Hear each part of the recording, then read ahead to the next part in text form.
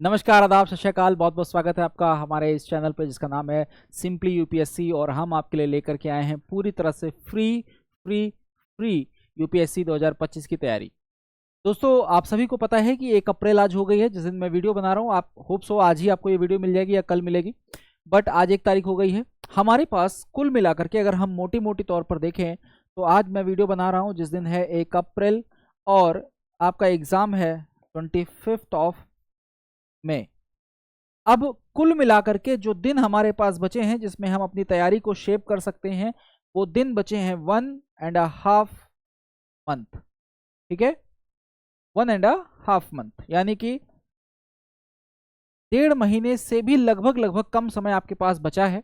जो भी बच्चे सीरियस हैं फॉर यूपीएससी प्रीलिम्स 2025 के लिए, तो अब इस 1.5 महीने में हम क्या करें, कैसे करें, किन क्वेश्चंस पर फोकस करें, किस तरह के क्वेश्चंस आने वाले हैं। आज का जो हमारा मोटिव है इस वीडियो को लाने का, आपसे बात करने का, उसमें 2 मोटिव ऐसे हैं जो बहुत ज़्यादा खास होने वाले हैं।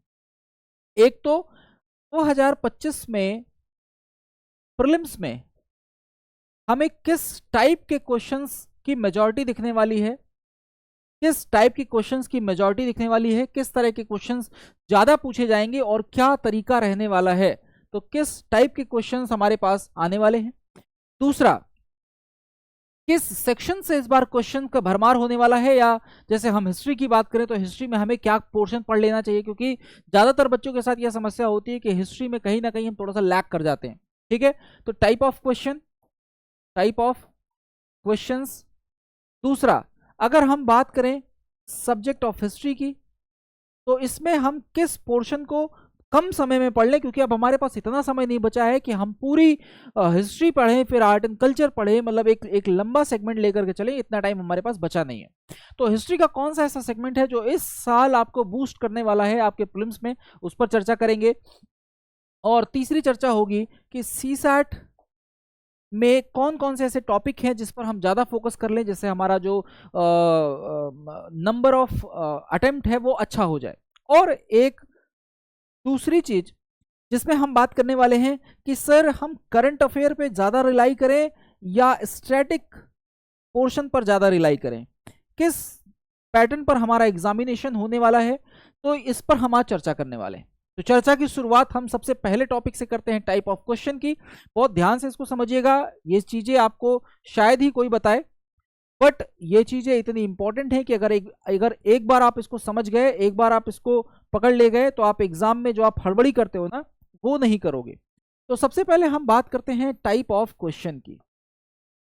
टाइप ऑफ क्वेश्चंस की, किस तरह के क्वेश्चंस हमें 2025 में दिखने वाले हैं मेजॉरिटीज में।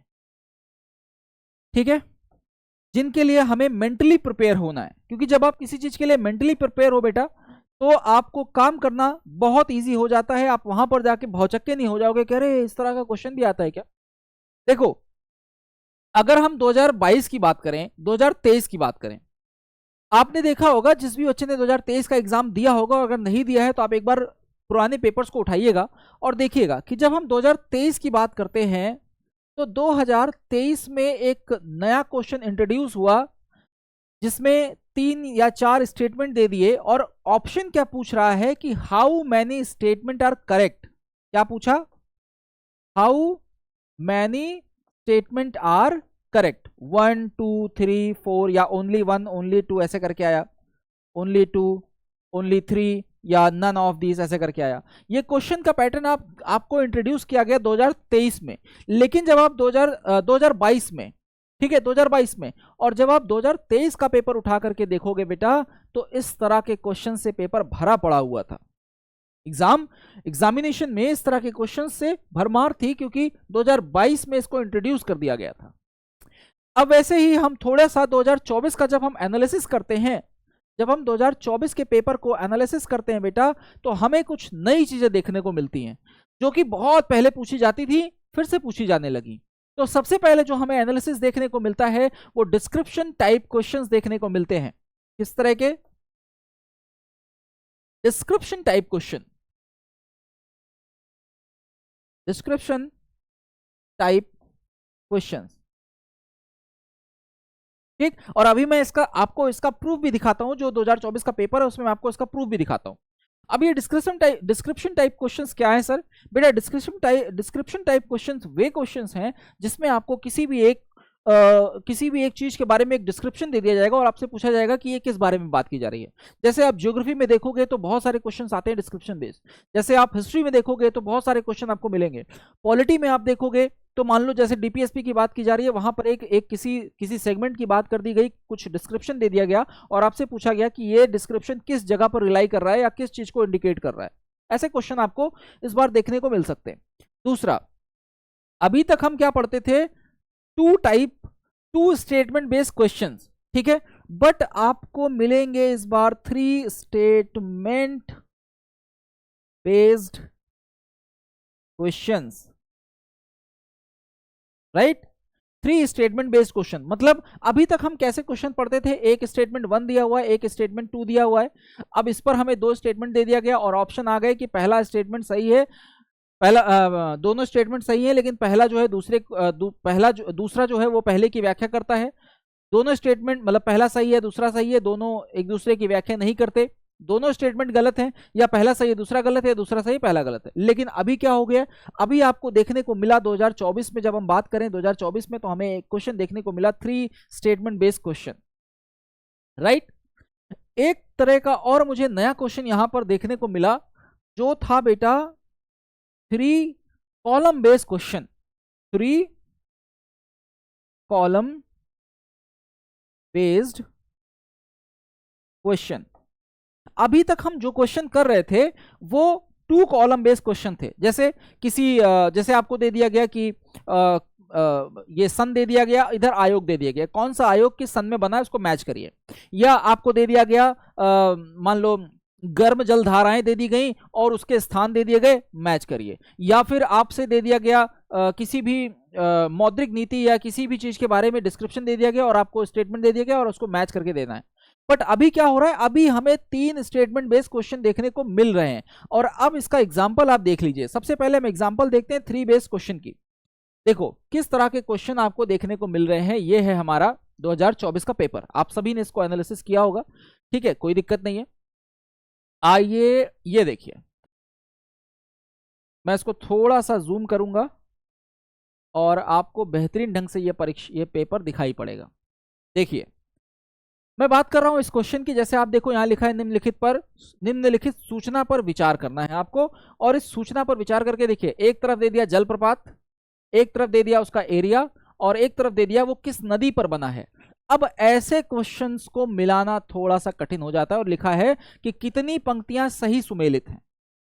ठीक, ऐसे ही अगर आप और देखो तो यहां पर एक क्वेश्चन और आपको देखने को मिल जाएगा भाई, क्वेश्चन नंबर 10। और ये क्वेश्चन आप खुद भी देख लीजिएगा, मैच कर लीजिएगा, 2024 का ही पेपर है। देखिए फिर कह रहा है कि निम्नलिखित सूचना पर विचार कीजिए। एरिया दे दिया, पर्वत श्रृंखलाएं दे दी और पर्वत के प्रकार दे दिए। अब यहां पर 3 चीजों को ऐड करके आपसे एक क्वेश्चन बना दिया गया। अच्छा, ऐसे क्वेश्चन क्या इतने ही है? नहीं सर, और भी क्वेश्चन हैं, मैं आपको दिखाता हूं। ये देखिए इंग्लिश वाले बच्चों के लिए यहां पर आपको दिख रहा है कि भाई 3 कॉलम बेस्ड क्वेश्चन, 3 तरह के कंटेंट आपके सामने आएंगे और आपको ये करने होंगे। इसी तरह से जब आप आगे बढ़ेंगे तो यहां पर आ जाइए, थोड़ा और आगे आ जाइए, ठीक है। यहां पर ये देखिए क्वेश्चन नंबर 55। अब ये क्वेश्चन किसका है आप देख लीजिए। पुरातत्व स्थल दे दिए गए, उसके राज्य दे दिए गए और उसके विवरण दे दिए गए। तो थोड़ा सा कहीं ना कहीं ये क्वेश्चंस अगर आप इसको टैकल नहीं करते हो तो कहीं ना कहीं ये क्वेश्चंस आपको थोड़ा सा इफेक्ट करेंगे एग्जाम में, और एग्जाम में बैठते ही आपको ये चीजें डिस्टर्ब करेंगी।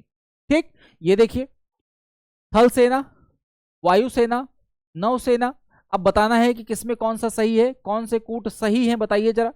तो इस तरह के क्वेश्चन ये तो हो गए 3 statement based question, 3 column based question हो गए। 3 स्टेटमेंट बेस्ड क्वेश्चन देखना है, आइए देखते हैं जरा 3 स्टेटमेंट बेस्ड क्वेश्चन कहां पे है सर। कैसे क्वेश्चंस मैं बोल रहा हूं कि ऐसे क्वेश्चंस आपको देखने को मिल सकते हैं।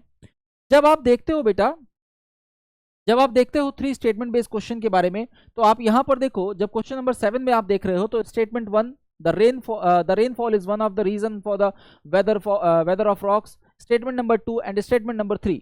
हिंदी वाले बच्चे भी देख लो, आपको मिलेगा ये यहां पर। यहां पर आपको ये देखने को मिलेगा। देखिए कथन 1, कथन 2, कथन 3, 3 कथन दिए हैं। अब इसके ऑप्शन कैसे बदल रहे हैं, कथन 2, कथन 3 दोनों सही हैं तथा दोनों कथन 1 की व्याख्या करते हैं। कथन 2, कथन 3 दोनों सही है, किंतु उसमें से केवल एक कथन कथन 1 की व्याख्या करता है। कथन 2, कथन 3 केवल एक सही है, वह कथन 1 की व्याख्या करता है। ना तो कथन 2 सही है, ना ही कथन 3 सही है। अब मुद्दा यह है कि अगर आपने ऐसे क्वेश्चन की प्रैक्टिस नहीं की है तो आप इन चारों ऑप्शन को ही समझने में बहुत टाइम लगा दोगे, जितना टाइम आपको वहां नहीं देना है, राइट। तो ऐसे क्वेश्चन आपको देखने को मिल सकते हैं।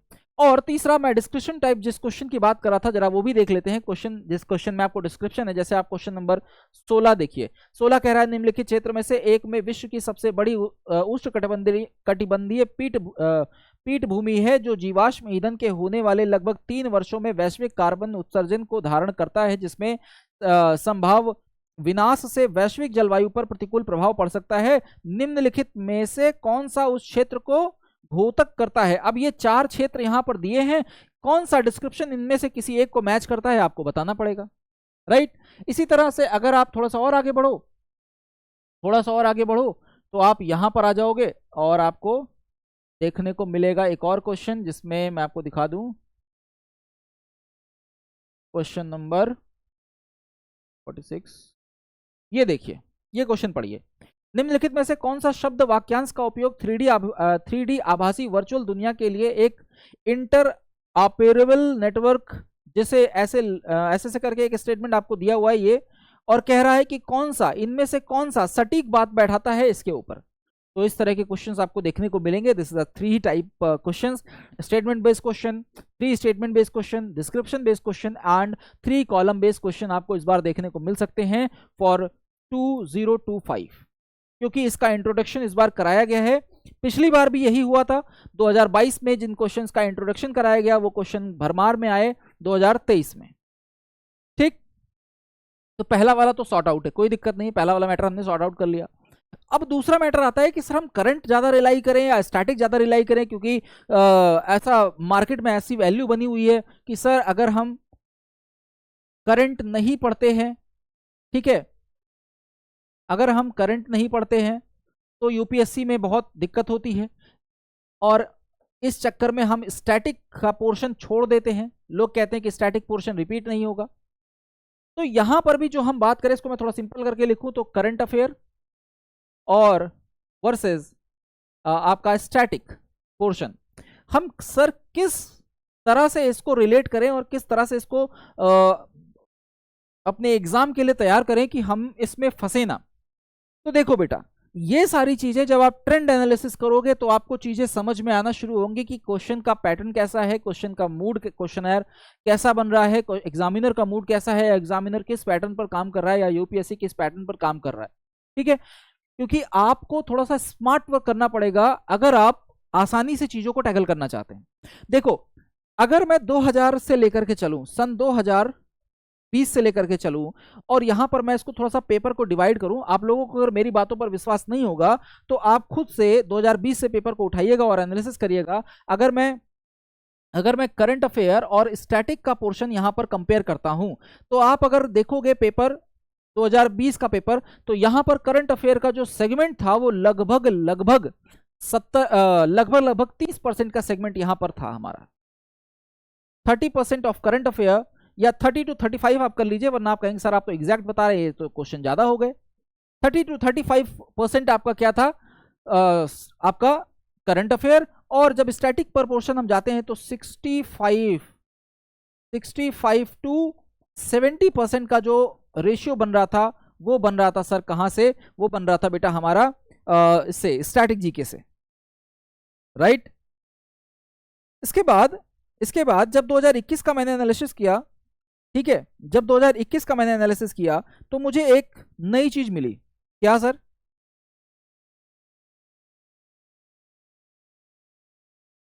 क्या नई चीज मिली? जब मैं 2021 पर गया तो मैंने देखा कि यहां पर हम फिर से 2 चीज में इसको डिवाइड करें। The first one is current affair, the second one is static GK या स्टैटिक पोर्शन। अच्छा, एक बात मैं और बता दूं, आज का करंट अफेयर आज का करंट अफेयर करके कल के लिए स्टैटिक ही है। तो इस बात को थोड़ा सा ध्यान में रखिएगा कि अगर हम आज का करंट अफेयर तैयार कर रहे हैं तो वो बिल्कुल वेस्ट नहीं जाएगा, वो कल के स्टैटिक के लिए हमारे काम आएगा। ठीक है, कल के स्टैटिक के लिए हमारे पास काम आने वाला है वो।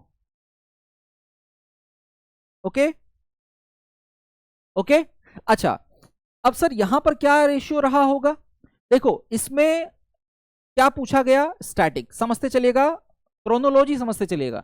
2021 में स्टैटिक का पोर्शन आया लगभग 50 to 55%, 50 to 55%, और करंट अफेयर का रेशियो बढ़ गया, करंट अफेयर का रेशियो यहां पर इंक्रीज हुआ, दैट इज 45%। ठीक है, 45 to 50% यहां पर रेशियो बन गया। यहां पर किसका रेशियो बढ़ा? यहां पर करंट अफेयर का वेटेज बढ़ गया। ठीक, इन कंपैरिजन ऑफ 2022 फिर हम यहां पर दो भाग में बांटते हैं, the current affair and the static portion. अब देखो यहां पर करंट अफेयर 40 to 45 था, यहां पर 50 to 55 था स्टैटिक जीके, लेकिन जैसे हम 22 में जाते हैं यहां पर रेशियो फिर से चेंज होता है और स्टैटिक फिर से आ जाता है 60 to 65% एंड 40 to 45% आ जाता है करंट अफेयर, और यहां स्टैटिक जीके फिर से ऊपर आ जाती है।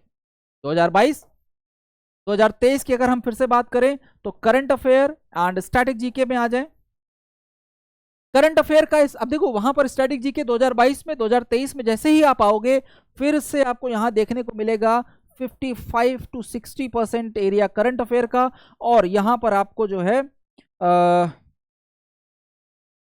45 to 50% एरिया आपका स्टैटिक जीके का। इट्स मीन यहां पर करंट अफेयर ने फिर से अपने आप को ऊपर किया। 23 हो गया। अब बात करते हैं 24 की। 2024 में फिर अगर हम करंट अफेयर और स्टैटिक जीके को कंपेयर करें तो हमें यहां क्या देखने को मिलता है कि 2024 का जब अभी रिसेंट का पेपर देखते हैं तो यहां पर स्टैटिक अगेन बूस्ट होती है 60 to 65% से, 65% से, एंड 40 to 45% करंट अफेयर का हमें हिस्सा देखने को मिलता है। अगेन यहां पर स्टैटिक जीके का पोर्शन फिर से ऊपर आ जाता है। तो ट्रेंड अगर हम देखें तो एक बार स्टैटिक ऊपर है, एक बार करंट ऊपर है, फिर एक बार स्टैटिक ऊपर है, एक बार करंट ऊपर है, और फिर स्टैटिक ऊपर है। तो if we are going with detail analysis तो हमारा 2025 का जो पेपर होगा, मुझे ऐसा लग रहा है कि यहां करंट अफेयर और स्टैटिक जीके से बैलेंस क्वेश्चन होगा। ठीक है, क्योंकि यहां पर मुझे ऐसा लग रहा है कि हम यहां पर 50 से 55% की तरफ, या 55 से 60% आप इसे कर सकते हो, 55 से 60% इसे कर सकते हो, और ये आपका चला जाएगा 45 to 50% के एरिया बेस पर, यानी कि ये क्वेश्चन हमारा करंट बेस रहेगा, बट करंट प्लस ये बैलेंस पेपर होना चाहिए करंट और स्टैटिक का। क्यों? क्योंकि इस साल इस सीजन में अगर आप देखोगे तो there are so many events जो कि करंट से रिलेटेड हैं, चाहे वो पॉलिटी का हो, चाहे वो जियोग्राफी का हो, चाहे वो आपका इकोनॉमिक्स का हो, चाहे वो हिस्टोरिकल बैकग्राउंड से हो, जैसे मराठास युद्ध हो गया, जैसे ट्राइबल्स एरिया का जो मैटर हो गया, जैसे आप देखोगे कि बिरसा मुंडा का हो गया जो ट्राइबल्स से हैं, जो ट्राइबल पर्सनालिटीज हैं, उससे क्वेश्चंस काफी बनने वाले हैं, और विद द करंट। और ये क्वेश्चन ऐसे बनेगा, इस बार आप चेक कर लीजिएगा, इस बार जो क्वेश्चन बनने वाला है वो करंट प्लस स्टैटिक का बनने वाला है, क्योंकि आपको क्वेश्चन के स्टेटमेंट को ऐड ऑन करेगा करंट बेस इवेंट्स पे और आपको लेकर के चलेगा बैकग्राउंड स्टैटिक पे। तो ये जरूर ध्यान रखिएगा कि इस बार आपको कुछ ऐसे क्वेश्चन जरूर देखने को मिलेंगे जिसमें करंट को मिला करके आपसे क्वेश्चन पूछा जाएगा, रेफरेंस आपका करंट का रहेगा और क्वेश्चन आपसे पीछे का पूछा जाएगा। तो ये आप ध्यान रख लीजिएगा। दूसरी बात हो गई। तीसरा बात हमने क्या करना था बेटा? तीसरा बात हम ये कर रहे थे कि सर जैसे कि कई सारे बच्चों से जब हमारी बात हुई तो कई सारे बच्चों का इश्यू ये था कि सर हमारा हिस्ट्री नहीं पूरा हो पा रहा है, या हिस्ट्री हम इतना लंबा है कि अगर हम 1 महीने या इस 1.5 महीने के बीच में रिवाइज करने बैठे तो वो काफी टाइम ले जा रहा है।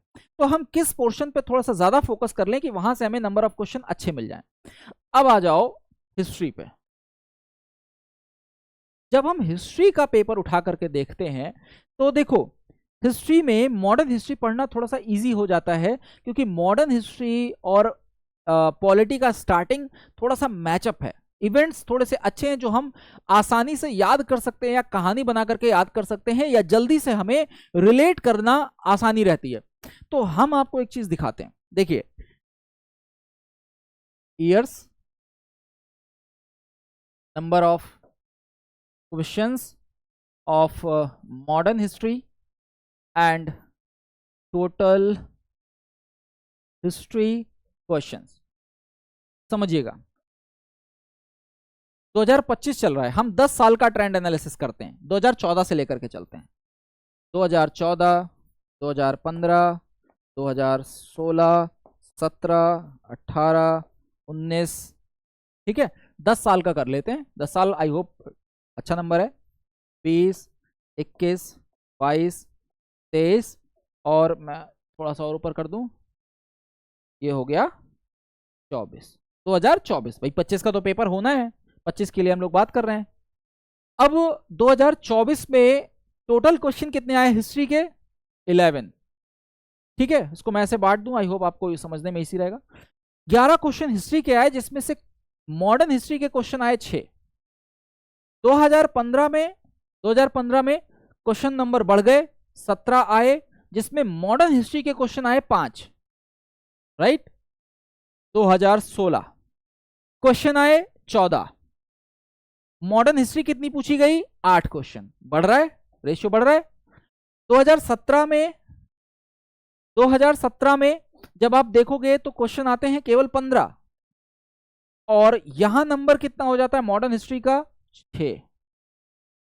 2017 में 7 क्वेश्चन आते हैं, 2017 में आपके लगभग 7 क्वेश्चन आते हैं, हाँ ठीक है 7 क्वेश्चन आते हैं। 2018 में जब आप पहुंचोगे बेटा, तो ये पीक टाइम होता है जिसमें मॉडर्न हिस्ट्री के सबसे ज्यादा क्वेश्चन आते हैं, पीक ईयर है। यहां पर 16 क्वेश्चन में से सोचो कितने क्वेश्चन आए होंगे, अगर आपने एनालिसिस किया होगा तो 13 क्वेश्चन आते हैं मॉडर्न हिस्ट्री से, राइट। अब 19 में क्या हुआ सर? 19 में क्वेश्चन पूछे गए बेटा कितने? 17 क्वेश्चन पूछे गए हिस्ट्री से, लेकिन 5 क्वेश्चन आए मॉडर्न हिस्ट्री से। 2020 में क्वेश्चन पूछे जाते हैं आपसे लगभग 16 क्वेश्चन, जिसमें से 9 क्वेश्चन आते हैं मॉडर्न हिस्ट्री के, राइट। 2021 जब हम पहुंचते हैं तो 21, 22, 23, 24, आई होप आप सभी लोगों ने पेपर देखा होगा, यहां अगेन 8 क्वेश्चन आता है, और कितने में से क्वेश्चन नंबर तो बढ़ गए लेकिन मॉडर्न हिस्ट्री का वेटेज कम ही रहा। 22 आ जाओ, 22 में अगर हम देखें तो 22 में सर क्वेश्चन आते हैं 19, लेकिन कितने क्वेश्चन आ रहे हैं इधर? यहां 19 और यहां मात्र 4 क्वेश्चन आ रहे हैं। 23 में अगर हम देखें, अगर हम 23 में इसको लेकर के चलें तो 23 में क्वेश्चन नंबर आते हैं 14, जिसमें से मात्र और मात्र 2 क्वेश्चन आते हैं मॉडर्न हिस्ट्री से, और 24 में आते हैं 17 क्वेश्चन, जिसमें से 3 क्वेश्चन आते हैं मॉडर्न हिस्ट्री के। तो अगर हम इस 30 साल को देखें तो यहां कहीं ना कहीं यूपीएससी ने मॉडर्न हिस्ट्री को बहुत ज्यादा टच नहीं किया है, मॉडर्न हिस्ट्री को बहुत ज्यादा टच नहीं किया है। तो ये मेरा मानना है कि इस बार आपको मॉडर्न हिस्ट्री से क्वेश्चन मिल सकते हैं। और ये मेरा मानना क्यों है सर? ऐसा तो है नहीं कि मेरा मन किया होगा तो मैंने मान लिया और मैं आपको आके बता रहा हूं। 2 चीजें समझिए, अगर आप पिछले 7 से 8 महीने का करंट अफेयर उठाइए, क्या करंट अफेयर उठा लें, ठीक, तो आपको n नंबर ऑफ इवेंट्स दिख जाएंगे जो कि हिस्टोरिकल बैकग्राउंड से हैं, चाहे वो मराठा मूवमेंट हो, चाहे वो ट्राइबल मूवमेंट हो, चाहे वो बैटल ऑफ करनाल हो, ठीक है, चाहे वो वॉर्स हो। आप देखोगे कि इसका जो इम्पैक्ट है वो हमें बहुत ज्यादा देखने को मिल रहा है। तो फिर कौन से एरिया ऑफ इंटरेस्ट हैं जो हम पढ़ के थोड़ा सा चले जाएं? एरिया ऑफ इंटरेस्ट या एरिया ऑफ मेजर सेगमेंट जो हमें इस समय करंट में देखने को मिल रहा है। भाई साहब, सबसे पहला जो सेगमेंट आप देख के जाओ, वो देख करके जाओ लगभग 1735 से लेकर के आप देखो 1850 तक, या इवन 1857 के वॉर तक आप देख करके जाओ। इस बीच में जितनी भी वॉर हैं, इसमें कई सारी वॉर ऐसी हैं जो इस समय करंट के मुद्दे में आई हुई है, ठीक है। तो यहां से जो मैंने आपको बोला कि करंट प्लस स्टैटिक का क्वेश्चन मर्जअप होगा, वो यहां से आपको देखने को मिल सकता है और तरीके से मिलेगा, ठीक। जिसमें से अगर आप 1739 में एक युद्ध होता है, बैटल ऑफ करनाल, देख करके जाओ, इंपॉर्टेंट है, ठीक। यहां से मैं बार बार बोल रहा हूं कि हिस्ट्री से इस बार करंट ओरिएंटेड क्वेश्चंस बनेंगे तो बनेंगे, ठीक। दूसरी चीज अभी आपने देखा कि हर एक नेता, चाहे वो छोटा हो चाहे वो बड़ा हो, चाहे वो प्रधानमंत्री हो चाहे वो किसी राज्य का मुख्यमंत्री हो, चाहे वो किसी राज्य का पूर्व मुख्यमंत्री हो, सबके जुबान पर एक नाम है मराठास, ठीक। तो मराठा मूवमेंट्स को जरूर पढ़ो। मराठा साम्राज्य से जो भी इंपॉर्टेंट पर्सनालिटीज हैं, इनको एक बार जरूर देख लो, ठीक है। मेजर सेगमेंट 1775, 1782 देख करके जाओ, ठीक है। दूसरी